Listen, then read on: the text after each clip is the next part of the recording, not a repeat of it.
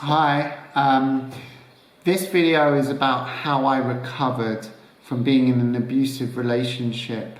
So how I basically recovered from an abusive breakup. I was in an abusive relationship for over just under 2 years. I didn't realise I was in an abusive relationship until I broke up with her. And then I started looking at how to recover from breakups, and then I started to realise that I'd actually been in an abusive relationship. And I actually have other videos which talk about all the different 30 characteristics, and I'm sure there are many more that I suffered, and I'm still unveiling more characteristics, more symptoms that I suffered in that relationship. But I'm sure there's a lot of men out there that realised maybe throughout, maybe at the end, that they were in an abusive relationship and somehow managed to get out of it. Or it may be that you're still in it and you're afraid of getting out of it. It's one of the hardest things, certainly for me, was it was easier for me to try and fix the situation or stay in it to try and fix it than to break up with her. And for me to end it, I needed her to end it, because I was eventually terrified of her, and I was guilty and felt ashamed, and I just didn't know how to get out of it. And it got worse and worse and worse towards the end, and it was very, very dangerous. And I actually stopped talking at all by the end for fear that anything I would say would upset her. So if you're in that still and you don't know how to get out of it, or you're scared of what would be on the other side or how to deal with it, or you've just broken up with someone that's abusive, or maybe otherwise it's not abusive, and you want some advice on breakups, this is my story of how of what I did, 10 steps to get over that abusive relationship. So when my relationship ended, I was on the other side of the world, on a holiday with my abusive partner. She broke up with me because I was too scared to break up with her. At that point, I understand I was terrified of her and almost completely lost myself. I was once outgoing and talkative, and now I've become very reserved, quiet, and with no words to say, as I was very aware everything I said would be misinterpreted or misunderstood. And so when she told me that she wanted to break up, in that moment I knew it was exactly what I wanted. But only a week later did I realise that I'd been, like I said, in an emotionally, psychologically abusive relationship. And I was no longer myself. As the days and weeks passed, I became more and more aware of what was going on and started the healing process.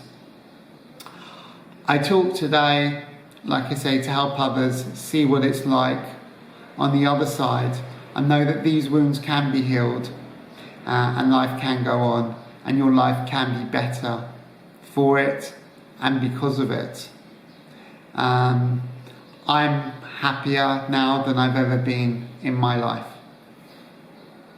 So before I start with my road to recovery, I just want to highlight some of the abusive behaviours for those who may not be aware of what it is, or recognise it in their own relationships. So my abuser would start arguments with me every week, and at its worst, every day, about what I did, what I didn't do, what I said, what I didn't say. Towards the end of our relationship, she would pack her bags once a week, and then once I would calm her down, I would unpack her bags for her. I would be isolated from my friends. She would tell me who I could and couldn't meet. She would tell me she was treated very badly by me, and therefore she would tell, well, she'd tell me that as well, but she would tell me she was very badly treated by my friends and therefore we couldn't be friends with them anymore. Because how could I like someone that treated my girlfriend in that way? She ended up with no friends during the relationship. She had very few friends to start with. I ended up really isolating myself from all of my friends and removing myself from that group almost entirely. I would often feel I was walking on eggshells with my abuser, unsure of what would set her off or who I would even be waking up to. Would I be waking up to the happy girlfriend or the angry girlfriend? Would she have forgiven me from the night before, or would she still be upset? Would there be some health issue that she now had as a result of it? And therefore maybe I would feel guilty about that or ashamed. Would she let me near her as a result? She would play the victim at every opportunity, screaming, shouting, saying abusive comments. I'm a liar. How can I do this to her? How can I treat her like this? I'm a horrible person. I'd never felt shame before in my life, and I'd never felt so much shame that I was a bad person. It used to make me cry all the time and make me feel I'm such a bad person. How could I be doing this? Because that was what I was being told repeatedly. I paid for everything in our relationship, all the holidays and living expenses. I even gave her money, and yet I was accused of myself having issues with money. And so the more I was accused, the more I wanted to prove it wasn't the case, or show her that it wasn't the case. She would pretend to strangle me. This was to create fear. There was always a lot of fear to be created by my abuser. Pretend to strangle me and say, if I do this, no one will ever know. If I leave you, you're going to regret it. All about creating fear. I'd be banned from talking to my family about the relationship. And on one occasion when I did, she actually wrote out the exact text of what I needed to say. And when I didn't say it, because I didn't feel comfortable and I said something slightly different, she went mad at me, very upset, very angry with me. You know, why did you say that? Why didn't you say what I told you? This is why your family hate me. This is why they don't like me. This is why they're gonna hate me. I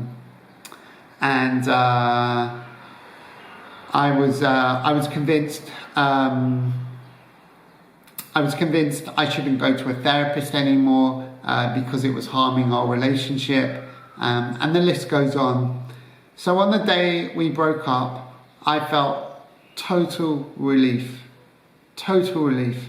That moment when she said that she needs someone after 2 years that knows what they want, that she is what they want, and that if I don't know now, I will never know, and therefore she needs to be with that person. I just looked at her and I said, I'm really sorry, but I think you're right. I think I cannot give that to you. I do not know. While we have these issues, I cannot say that. And as of right now, if nothing changes, I cannot be in this relationship. Okay? And I think that's a good question to ask yourself. If nothing changed, if you've been in a relationship for 6 months, 9 months, or longer, and you're having issues with that relationship, okay, ask yourself, if nothing changes, if this was how the person was going to be for the rest of your lives together, is that okay? Does that work for you? Are you happy to still be in that relationship? No matter anything else, if nothing changed right now, is this what you want? And if the answer is no, you need to end it.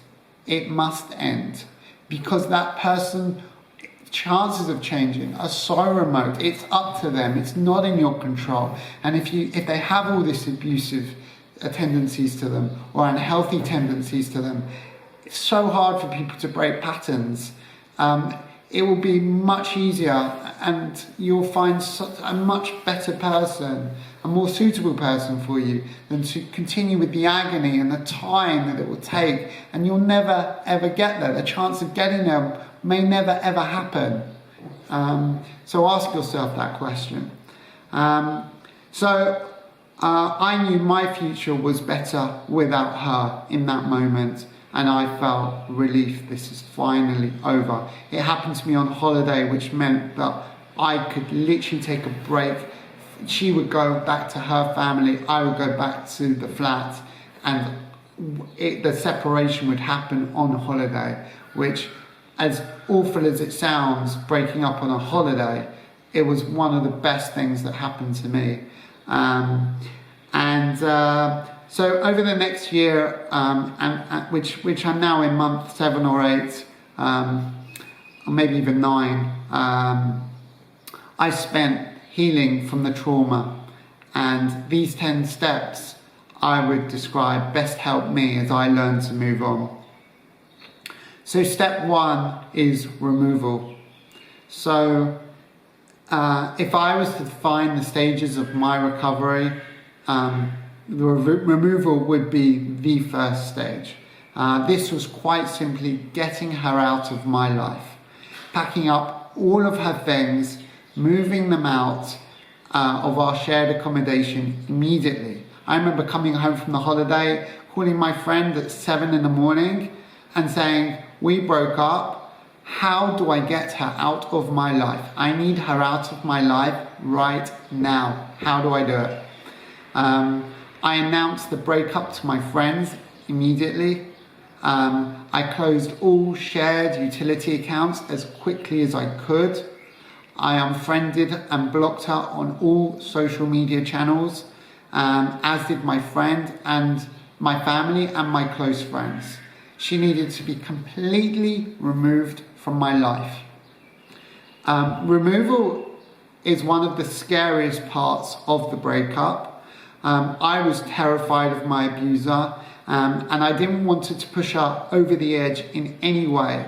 So the main message I focused on was not saying anything negative to her or my friends about the relationship. Even to this day, many of my friends do not really know what went on.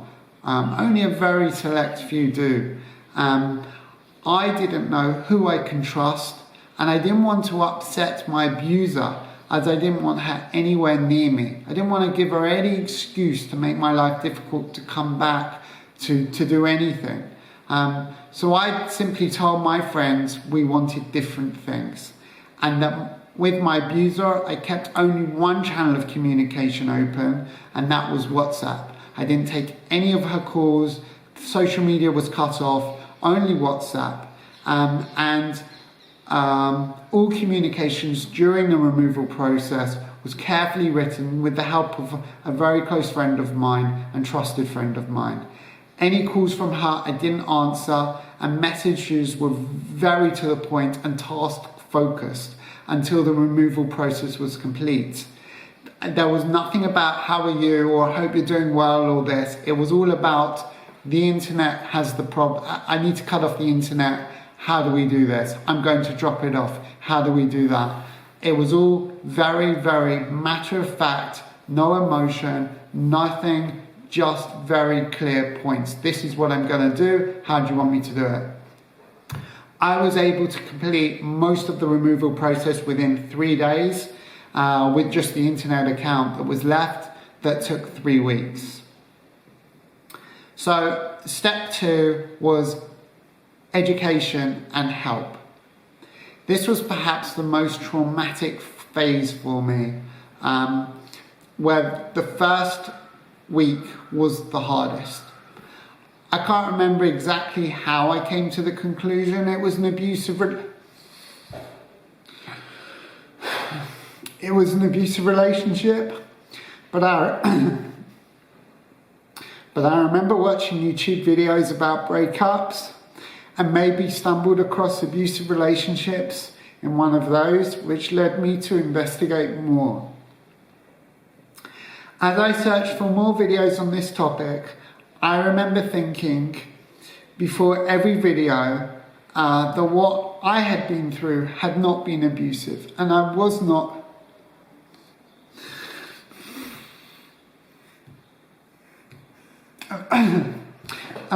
in an abusive relationship, and it wasn't that bad. I would watch TED Talks, videos from other victims, talks by therapists, and with all their lists, all their different lists, to my surprise, in every video, I had experienced 9 out of the 10 things they talked about. I also briefly saw my own therapist for additional education and support, and the advice I got from it all helps me diagnose it, understand it, accept it, and start to process exactly what happened to me. I think the education and support was one of the greatest things that helped me, because it really put it right in my face and made me realise that I had to process it. I had to find out more about what went on, why it went on, and how, and therefore I could move on with that knowledge and understand what is correct and incorrect in a relationship. Step 3 is relive and reflect. Perhaps the most helpful part for me was to write everything down. Every emotion, every thought. I didn't judge anything. I just wrote it down. For me, it was through poetry. Whenever anything popped into my head, whether it was during the day or even in the middle of the night, I would turn on my light, I would go to my computer, I would write down anything that came into my head about how I was feeling, what I was thinking about the relationship. Sometimes I would write for 5 minutes, other times I would write for an hour. It just depended on how much my mind was racing or not. By writing things down, I was able to process my thoughts and feelings and understand where I was in the healing process. As the weeks went on, I could look back at the key themes and group them into categories. It was very interesting when I did that, and when I grouped them into categories, and I realised, all the different emotions that I was feeling. Step 4, one of the most important ones to help me move on with my life, is basically just to be me. This was probably the most fun part. It was the most fun part. I could, for the first time in 2 years, do whatever I want. I could sleep when I wanted. I didn't have to worry that I wanted to wake up early and she wanted to go to bed late. So we needed to make sure we had enough time together, which is what she told me, which meant I couldn't wake up early and I had to go to bed late. Sounds crazy. I could go out when I wanted. I could see whoever I wanted. I could do whatever I wanted. I could buy whatever I wanted. I could spend money on whatever I wanted. I could play sport whenever I wanted. All of these things I was not able to do before. It's all about discovering me again and having fun. If I felt sad, I would let myself be sad. If I felt happy, I would let myself be happy. I would just be me, and I would just do what I enjoyed. So really, the key to this is just be you again. Find out who you are. Do what you want. Don't judge anything. Just do, just feel, just be, just try. Just whatever you want to do is okay. So step 5, telling your story. So telling your story was very scary for me. It's very scary for me because I was terrified of my abuser. I'm still scared of my abuser, and I don't want anything negative to go back to her. I don't want I didn't want her to know anything about me anymore. And so it's all about finding some people you trust. I'm making this video, and yes, I'm scared about making it and putting it out there, but this video is not about my abuser, and it's not about me. It's only about helping others move on or recognize this abusive situation in men, because I really feel there's a lot of people who are suffering or may suffer because they don't know what abuse is in men.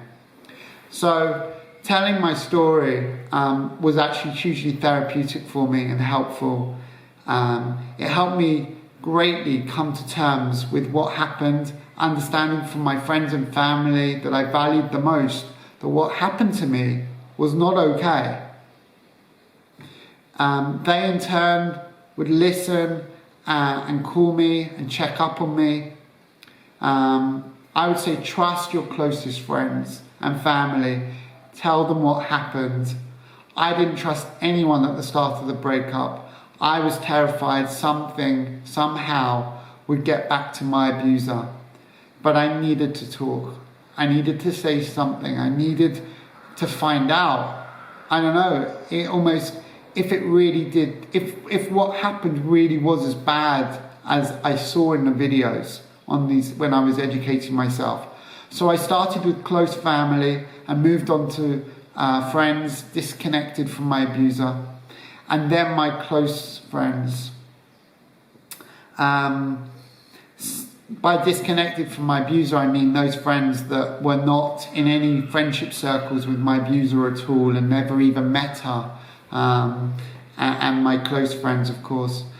Some I would say very little to, others I would say as much as I could remember. But telling my story really helped me to come look at it face to face and hear myself saying it and understanding what I went through. Step 6 is being prepared to go backwards. So from being caged up and attacked daily, mentally and psychologically, to being free, calm and safe, can leave you very happy, positive and thankful. But a time does come when you fall. It might be a few weeks, might be a month later, or for me it was I think a few months later. My first backward step was when a good friend of mine who I'd known for 5 years and lived with me for 2 years, including a year with me and my abuser. We all lived together for a year of the 18 months I was with my abuser. Disappeared after my breakup before texting me to say he and my abuser were now together. So this is someone that was a very, very good friend. And, you know, the first 3 months after the breakup, I was processing, I was happy, I was free, I was getting over it. And then my friend that I'd known for so long and been doing everything with, all sports, and, you know, I'd known him for 5 years. I don't know if I probably said that 3 times now. And I tried to meet up with him after I broke up with my abuser, and he would always give me excuses, to which point I finally said, look, I don't really understand what's going on. Why are you avoiding me all the time? And then he told me that he was now with my abuser.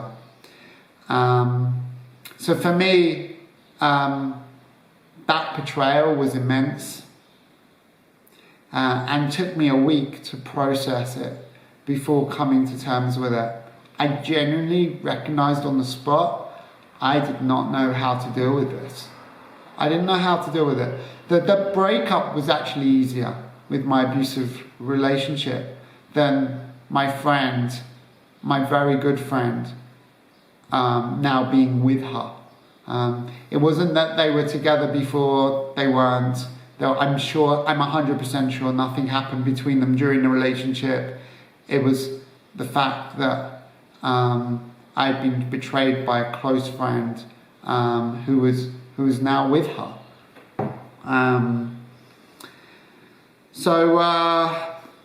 The second step back was 4 months after the breakup, when I just felt like I would never find anyone again. I just started dating again and found it very difficult. This led me to drink more than I should.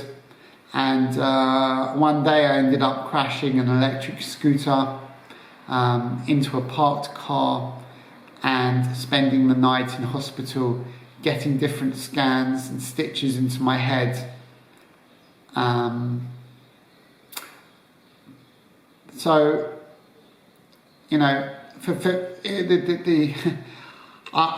It was a very surreal moment when that happened. I found myself drinking more and more over those 4 months. I think just to go almost wild in a way, or just to maybe I don't know, I just wanted to be happy again maybe, or just fed up dealing with it all the time, thinking about it all the time, processing it all the time. So I drank and when I basically essentially woke up in hospital really, and I got 5 stitches. They actually discovered a thing in my brain that I needed to get an MRI scan on, some sort of blood clot deep in my brain.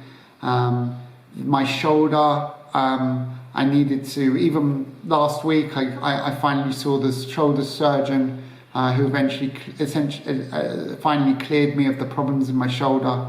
My knee still hurts a little bit from that accident, but I was driving an electric scooter drunk and smashed my head on a car, and I could have been killed that night. I could have been paralyzed. It was a big wake up call for me, and dealing with the abuse, or falling that sort of being, you will go backwards. For me, I went backwards with the alcohol ultimately, and that put me in a hospital. Be prepared, it will happen. As happy, as excited as you are to get your life back, you will find, it will turn again. For me, it could have been fatal. Be aware, the elation won't last. Be safe, keep writing, keep talking to your friends, get through it. It is a long process, but you will make it the other side, as long as you don't kill yourself, like say flippantly, but I almost did unintentionally. Step 7, take time out from dating. I understood this. I knew it. I knew I shouldn't be dating anyone. I had to process my thoughts. My ex-girlfriend, my abuser, decided that she would go straight into another relationship and date my very good friend. I knew I had to not date anyone, but I found it very difficult to do so. Step 7, taking time out from dating. I understand this from the start, but I found this very difficult to do. My abuser, for example, she went straight from my relationship to date my very good friend. Obviously then I'm not so good friends anymore because I haven't spoken to him since. But it's so important to take time to process everything. It's, as much as you want to fill that hole, fill that gap, that huge hole when you break up, especially because of the intensity of an abusive relationship, you must have time on your own to work on yourself, to repair, to process, to think, to cry, to find out, what was going on, to find yourself, and then to be yourself once more. If you get bored, talk to girls, go on an odd date, but don't get into a relationship. Take time out. was very interesting for me because going into COVID-19, I felt very alone, and I really wanted to be in a relationship, and I found it very difficult, and I really wanted to, and it'd been 4 or 5 months since the breakup, and I really wanted to. And then COVID-19 put me in a place where I had to be alone, and I couldn't date anyone. And so it actually became the most amazing, therapeutic, calm time ever, where I was forced into that situation, but it was brilliant. And I loved not talking to anyone, not talking to any girls, any dating potential, nothing. And it really was so therapeutic to me. So please take time out from dating. Don't go straight into a relationship. You must process it. Otherwise you'll get panic attacks. You won't understand things. You'll carry it with you to the next relationship. You must stop and process. Abusive relationships are traumatic. Don't take that trauma into your next relationship. Be a better healed you first. You'll attract the best person that way too. Step 8, improve yourself, be grateful and be thankful. So when I left my abuser, the only thing I had in my head was that I just wanted to wish her well. Even to this day, I only want to wish her well. I say it all the time to my friends. I have nothing but good thoughts for her. I know what an amazing person she could be. I know how, I feel that maybe this is me and I still need to work on myself, but I know how amazing she could be. I know how loving and caring and fun and all of this positive stuff. And I really just want her to be happy, and I really want her just to be herself and to find herself and to be calm and find peace in that loving relationship, and not suffer anymore. I want nothing but good things for her, as I want nothing but good things for myself. I don't blame her. I simply accept that what happened, and that was the situation. And I've moved on, and I'm not suffering anymore. And so even when my good friend and her got together, I still wanted to wish both of them the best. Really, if they're still together, I'm delighted. If they're not, okay, they weren't meant for each other. But if through somehow my terrible relationship brought two people together to find love, and hopefully it's in a loving way and a respectful way, and not an abusive way, then I'm absolutely delighted for them, and I really hope it lasts. I obviously want nothing to do with my friend, and I want nothing to do with her, but I'm relaxed with their relationship. And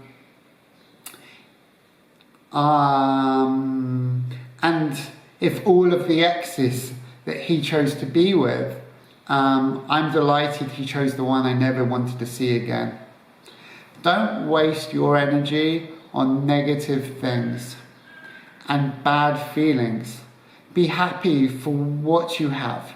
Be grateful for where you are right now.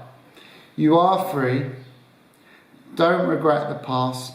Don't draw on it. Don't think what I could have done differently. Don't think why did I do this or why did she do that. For sure you can educate yourself on this, but don't bring it to negative thoughts. Be happy for what you have or where you are right now. Find ways to turn everything into a positive. I watched lots of videos about forgiveness, and it spoke about anger as being a key part before you can forgive. I thought, okay, if I need to be angry, then I want to be angry. So I tried to be angry, but I just wasn't. And I still haven't been. I just wanted to understand for the future, what happened, to learn from it and to move on.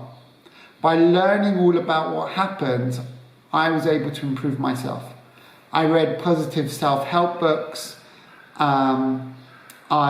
which was as good, if not better, than all the therapy sessions out there. And all the TED Talks were fantastic. Be grateful, be thankful, improve yourself, and come out being a better you. I always think now, how lucky I am that I am out of this relationship. How lucky I am that there was no long-term consequences or effects of that relationship. Maybe psychologically and emotionally I'm still dealing with that. I don't know how long for, but I'm working on it. But I don't have to ever see her again. I'm not in any friend circles with her. I completely cut her out. I don't have to see her again. I don't have, she didn't steal nothing that happened was irreversible. We didn't get married. She didn't steal any of my money, or she didn't steal all of my money, let's put it that way. We didn't have kids. Whatever it is, maybe you did have kids, maybe you did get married, but you have kids. You had that experience of being married. I had the experience of being in a relationship where there were elements of it where I can see what love really can be like, and how amazing it is to be in a loving relationship, and how amazing it is to be where I am now, to have the freedom to really find joy and peace and all the fun, and find out who I am. And I'm so grateful that I went through that experience, and happy because of it. I'm who I am today, and I know what I want, and I know who I want to be with, and I'm so grateful for that. And yeah, maybe it take me 2 years of my life, but maybe through these videos I can help someone else. I'm grateful for that too. Look at all the different ways that you can be grateful, because there are so many positive things to take from an abusive relationship. No matter how bad it is, you can find positive things, I promise you. Step 9, give back. This is one of the most rewarding and therapeutic things I've done, is to try and help others. Whether it's a friend after their own relationship breakup, or how allowing them to recognize unhealthy behaviors in their own relationship. From all the education, I can see what's unhealthy elements, what are abusive elements. I'm also, that helping others can be whether it's, with a relationship, or just a lady with their shopping, or a homeless person, giving them some money, some food. Whoever I can help, I will help. Raising awareness about abuse. Giving back is the most grounding experience you can have. It brings calm and happiness to those giving and those receiving. It stops you from dwelling too much on yourself, and keeps your own spirits high. It just takes the focus off yourself, and it just lifts you. And you don't have to tell anyone. Don't tell anyone, about who you helped or why you helped. It's not so that you can share it with other people. You did it for yourself, and you did it for that person you wanted to help. You did it for you. Step 10, focus on today. It's a long process recovering from the trauma of an abusive relationship. I'm now, I think, 8 or 9 months through, and I'm still recovering. I didn't think it affected me, but as the weeks and months go on, I realized just how much it did. And every day I'm learning about myself as I evolve and heal from it. On any given day, I will use the different steps above, whichever feels right at the time. Maybe there are more steps I haven't reached yet. Maybe there are more challenges ahead as I overcome them. What will my next relationship be like? Will I be as open, as free as before my abusive one? I have a lot of fears and uncertainty. And these are a lot of the questions that I ask myself now. But the most important thing above everything is accept the past, learn from it, focus on today, live and enjoy today. So it's all about today. That's what I can say. So just focus on today. Be grateful for today. Be thankful for today. Be happy about where you've come. Recognize where you've come. Recognize that success of where you've come. Even when I took that backward step and smashed my head against the car, I didn't blame myself. I didn't try and say, Nick, you're an idiot, or anything like this. I just recognized it for what it was and saw, I need to stop with the alcohol. I need to continue that healing process. There are no shortcuts. I just need to keep going with it, and slowly but surely I will get there. And my life, like I say, is the happiest I've ever been, and I'm very grateful to have been in that relationship, even though I suffered, because I know what I want now, and I can be free in who I am today. So I hope these 10 steps help you as much as it helps me, whether it was an abusive relationship, whether it was a normal breakup that you had, or an abusive breakup, whatever breakup it was. But certainly for the abusive ones, I really hope it helps. And if any of you are in an abusive relationship, or just found out that you are and don't know how to get out of it, I hope this gives you the strength to know that there is another side, that there is a happy other side, that no matter how trapped you feel, there is a way out. You can do it, and you will be stronger for it, and you will find. Don't think about the fears. Overcome them. Do it. Break up. It's so hard. I couldn't do it, but I hope this helps. I really do. And for those that are out of it, I really hope this also helps you and gives you new ideas and fresh ideas for those that may be struggling to deal with it or know how to deal with it. I hope this gives some ideas and thoughts. Thank you.